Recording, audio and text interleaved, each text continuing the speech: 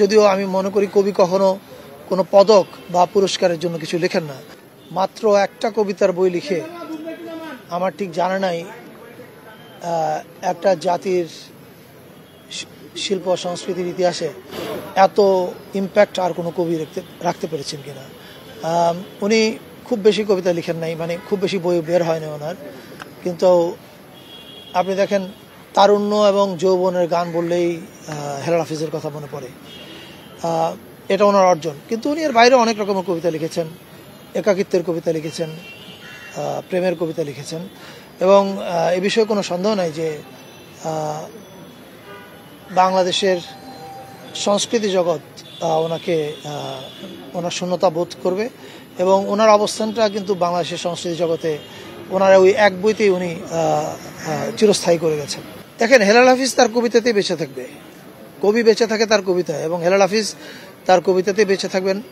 আপনি যেটা বলেছেন যে উনি একাকী জীবন কাটিয়েছেন, এটা শিল্পীর বেছে নেওয়া একটা জীবন। উনি এই জীবনেই স্বচ্ছন্দ বোধ করতেন। আমার মনে হয় না ওনার এই জীবন নিয়ে কোনো আক্ষেপ বা অভিযোগ ছিল, এটা আমি ঠিক জানি না।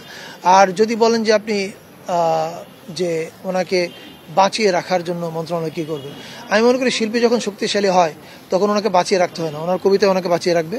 তবে হ্যাঁ, সংস্কৃতি মন্ত্রণালয় আমরা আমাদের কি কি দায়িত্ব আছে কবি হেলাল হাফিজকে নিয়ে কি কি করা যায়, কি কি করণীয় আছে, সেটা নিয়ে আমরা কাজ করব, এবং আমি নিশ্চিত আপনারা খুব দ্রুতই কিছু শুনবেন। ওনার অসমাপ্ত পাণ্ডুলিপি থাকলে বাংলা একাডেমি বের করবে। আরেকটা জিনিস, যদিও আমি মনে করি কবি কখনো কোনো পদক বা পুরস্কারের জন্য কিছু লেখেন না, কিন্তু পুরস্কার দিতে হয় কিন্তু জাতি তার কৃতজ্ঞতা জানানোর জন্য। হেলাল হাফিজকে তো আমরা 21শে পদক বা স্বাধীনতা পদক কখনো দেইনি, ফলে উনি এটা পাওয়ার জন্য লিখেননি, কিন্তু এটা দেওয়াটা আমাদের জাতির দায়িত্ব ছিল, কিন্তু ওনাকে দেওয়া হয়নি। ফলে এই জিনিসগুলোর ক্ষেত্রে আমাদের সংস্কৃতি মন্ত্রণালয়ে কী করার আছে আমরা সেটা দেখবো, এবং সেটা আপনারা নিশ্চয়ই শুনতে পাবেন। আমি যেটা বললাম যে কবি তো পুরস্কারের জন্য কিছু লেখেন না, কিন্তু পুরস্কার দিতে হয় জাতি তার কৃতজ্ঞতা জানানোর জন্য।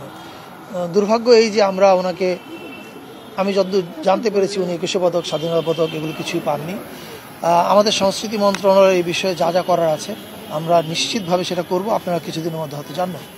আপনি যখন বললেন যে মরণোত্তর পদক দেওয়ার ব্যাপার আছে, আমি এখনই কিছু ঘোষণা করার মতো ঘোষণা করতে চাই না, কিন্তু আপনারা নিশ্চয়ই আমাদের কাজের মধ্যে দিয়ে সেটা ছাপ দেবেন।